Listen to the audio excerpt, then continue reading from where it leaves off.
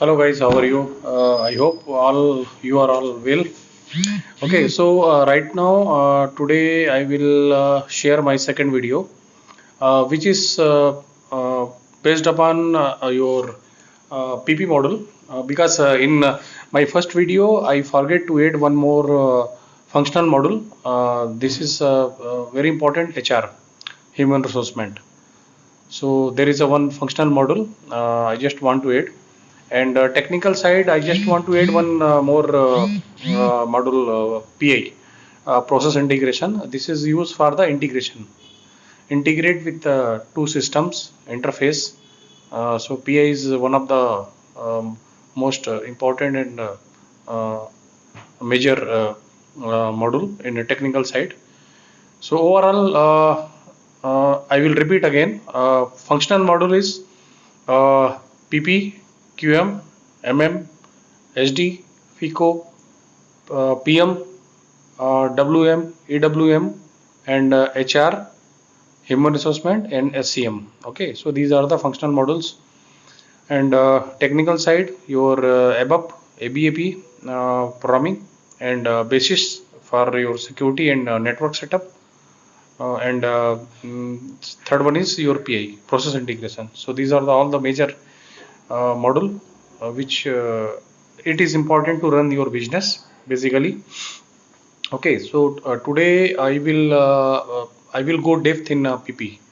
It's a very good, very important model in manufacturing basically. So PP means production planning, and nowadays we are calling production planning and execution, because without plan you cannot execute anything. Okay, so it's industry to industry, the scenario is different. As I told in my first video, I told there is a three business. Now I want to add business as well as industry type. So there is a basically three industry type in a global: discrete manufacturing, and process industry, and repetitive manufacturing. Okay, basically. So in PP, if you go as a consultant, if you want to configure all PP setup, because once you get the plant code in SAP, which MM team, MM consultant created plant. So once you got your plant code, okay, so you need to go through the PP setup. Okay, so what are the steps required? So mostly in interview, they will ask what are the PP configuration required, basic configuration. So I am going one by one. So first of all, you need to create the order types. Once you get the plant, you need to create the order types. Order type means suppose if you create any production order, then you need the order types. It's depend upon how many products your business is using, product types, product category. Based upon that, you need to create order types. Normally we are using PP01, PI01. Okay, so that is a standard production order and process order. So if anything required as per the client, so you can do copy, and you can create some custom ZP01 or ZI01 standard production order, then rework order, in assembly order. So it's case to case, as per the business requirement you can create multiple order types. Okay, this is the first configuration you need to do in PP. Then later on you need to create the order type dependent parameters. Okay, that is the second steps. So there are some setups which is required for the PP configuration side. So this is the second order type dependent parameter. You can get the transaction codes if you go through the in SPRO IMG activity. So you can get the transaction code, or you can go through the path also. That is a two-way you can go in SAP system. Okay, then you need to create the scheduling parameters. That is also required, because once you create the production order or process order, at the time of order releasing, it will ask the scheduling. So scheduling parameter you need to create. If you want to run MRP, obviously any business want to run MRP, material requirement planning, though then you need to set up the MRP plant parameters. Okay, then you need to set up. Then you need to set up the confirmation parameter. Okay, so when you create the order, when you check the material availability, then you need to create, you need to release the order, then you confirm the order. Okay, so these are the steps required in entry level, data entry level. But before that, you need to set up all those things. So I will go from starting. You need to create order types. Second, you need to create the order type dependent parameter. Third, you need to set up the scheduling parameter. You need to set up. Then third, you need to set up the production scheduling profile. It is a very important that you maintain in a work scheduling view, because without work scheduling you cannot release the order, you cannot confirm the order. Okay, so this is the four. And MRP plant parameter you need to create. Then checking control availability check you need to control for 01 and 02 order creation and order release. Okay, you need to set up. And last you need to set up the confirmation parameters. Okay, so how it look like the confirmation screen, those setups you need to do. So these are the 6 5 6 7 the basic PP configuration is required. Unless and until you cannot create the production order, you cannot create the process order, you cannot release the order, and you cannot confirm the order. So these are the basic configuration required. Okay, so keep it in mind. These are the basics PP configuration required. Then apart from that, so many people asked me, sir, where we need to do the configuration in which system. So there is a three systems that is called the system landscape: development system, quality system, and production systems. Development system, sometimes there is a two client. Suppose 100 is a one client, that is called the golden client. In golden client you don't have any master data, you need to do all the PP setup, all the configuration setup. Not only PP, all functional, all other modules functional consultants do configuration in this golden client. So golden client is 100. So as per the requirement you did all your configuration, then you have to move from 100 to either 110 or 150 as per the setup numbers, client number. So once you transfer your TR 100 to 110 or 120, so 110 and 120 will be your development client. There you can get some master data, you can create also for your initial testing, your testing. Okay, because if you create some if you do some configuration, definitely you need to test before you go to the user. Okay, from your end you need to test thoroughly, module wise, not only PP, all module. Okay, so from SCC1 is a transaction, repeating, SCC1 is a transaction where you can go and you can transfer your transport request, that is called TR, from your golden client 100 to your development client 110 or 120. Okay, your transfer you need to do through SCC1.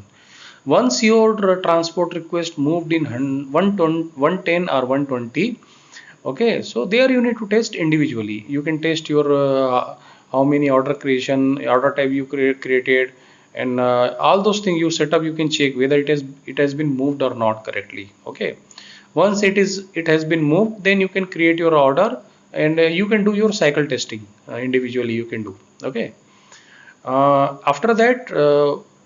All those things has been done in 110 or 120, then you can do for the, that is called the second phase is once all the consultants, all other functional modules consultant like PP, QM, MM, SD, FICO, or that they all the consultants has done their own configuration as per the business requirement. You need to do the SIT. SIT means calling the system integration testing. Okay, so the purpose is SIT for to check whether all your required configuration or setup working fine or not in development system. Once it is all okay, you can release your all the transport request, you can release and move to quality systems. So before you go to user, you will test in quality systems, or else you can tell to, if you are confident that all you are working fine as per the my configuration, nothing is pending, no mistakes, then you can go to the UAT. UAT means user acceptance test. What is the UAT? Mostly in interview they asked what is the difference between SIT and UAT. So SIT the functional consultants are doing, that is called the cross modular functional testing. SIT, system integration testing. Okay, so purpose is you want to check the health of the system, it's okay or not, all good to go or not. That is the purpose. And UAT, user acceptance test, they will test your respective models. Okay, then you will give them the training, you will give to them all the documents, user manuals, test scripts you will provide, and you will give that environment so that they can test thoroughly their own scenario.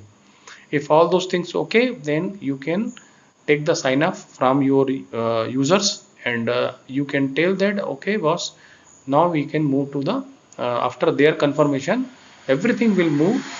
Once you get the business confirmation, yes, everything you can go ahead to move in production system, then everything transport request will be moved. So that is the scenario, that is the end-to-end cycle from where to start and where to end. Okay, so this is the functional consultants jobs. Okay, so again I am repeating what are the basic configuration required. PP, order type creation first, then second order type dependent parameter, then production scheduler, that is the one important.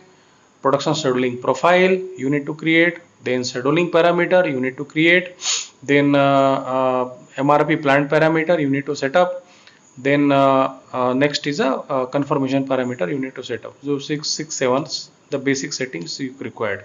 Okay, so after that once all has been moved in quality and next to the production, now user will start their transaction. Okay, so either he can go through the MRP run, he will put the demand planning, and so now the PP cycle will start from there. So as per the business, there is a two kind of scenario, mostly calling as a MTS. If their business is like a MTS, make to stock scenario, or make to order scenario. So what is the difference between MTS and MTO? It's very important. Mostly interview में ये पूछता है what is the MTS and MTO, or what other scenarios you worked on in your during your implementation or rollout or support. Okay. So MTS scenario basically called the make to stock scenario. They are not bothered about the customer. They keep the inventory, and wherever the order comes, accordingly they can dispatch. So it's no restriction, no any bound, no customer order. You are not dependent on. So that is called the start with your MTS scenario. Start with your demand planning. That is called the transaction code is MD61 and also called the plant independent requirement. So you get the requirement from the your marketing department or sales department for this month or next month, and you can put in MD61, and after that you can run your MRP. So MD61 is the first transaction you are putting your plant independent requirement are called demand planning. Okay. So every requirements you can see in the MD04 next. So MD04 basically it's like a stock requirement list. It's a screen where you can see your all the procurement related all the MRP elements you can see: plant order, production order, purchase requisition, sales order, outbound delivery, everything you can see here. So that is the basically MD04 stock requirement list is a platform where you can see each and every MRP element, and you can go through that also directly through the navigation you can go. Okay, so MD04, and one more transaction is MD05. So in interview mostly they ask what is the difference between MD04 and MD05.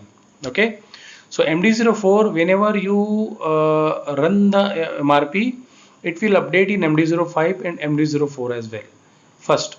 After that in MD05 there will be no change.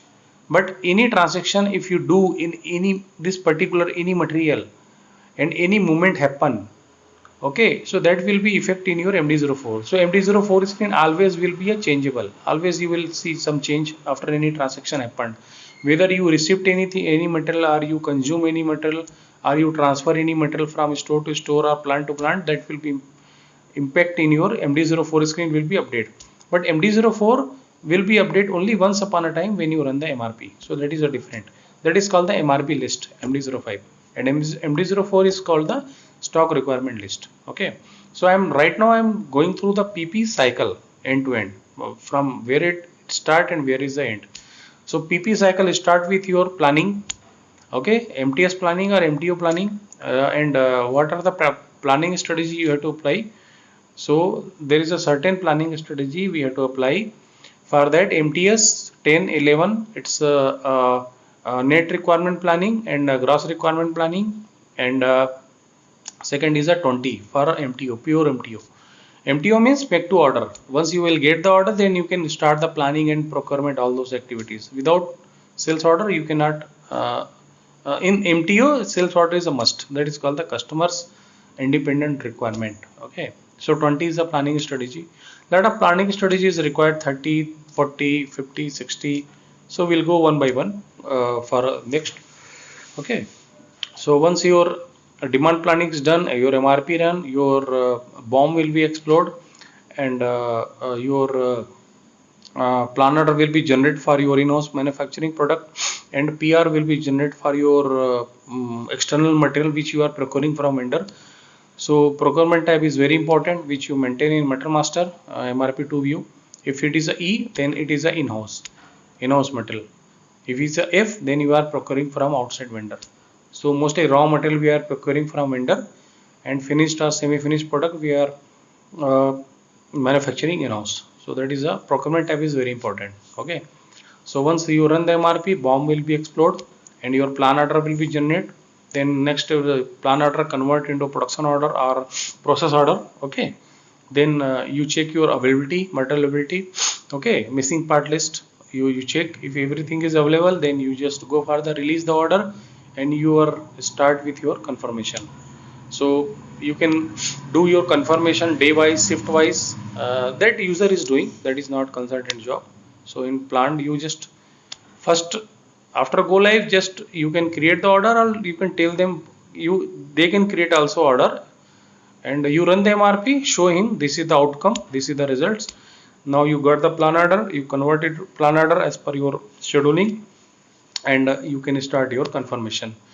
So after the go live, 1 month is very important to analyze how the movement type is going on, how the consumption is going on, raw material consumption is going on, how the accounting entries is generating, because every entries there is a one material document number generate. When you receive any material, when you do the GR goods shipped, when you do the GI goods issue, so every time one material document number will be generated, and with respect to this material document number, there is a one finance FI document number will be generated, where you can see the what is the credit and what is the debit and all those things. That is accounting related entries generated.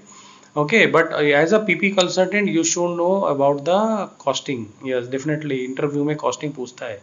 So you should be knowledge about costing also. So costing, next video I will share the total product costing for PP side, PPFI and PPCO controlling. So that is the integration, and my full video will be based upon your product costing. Okay, so if anything missed from my end, just let me know. If you have any questions, you query, just ask me. So this is the all end-to-end PP configuration and PP cycle.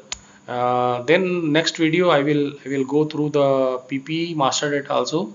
What are the master data is required from PP side? These things also I will let you know. Okay, so this is the all end of now, and just watch my video and try to catch this. If you want, you can note down also. Ask me, you can comment also. I will give my your answers also. Okay, so as of now I'm just closing this video, because I think it's 20 minutes video. So just see and put your comments, and if you want to if you want to if you want something new, then also I will it from my end. Whatever knowledge I have, I will share to you definitely. So thanks all, stay safe, stay away, and I hope all you will be good. Thanks.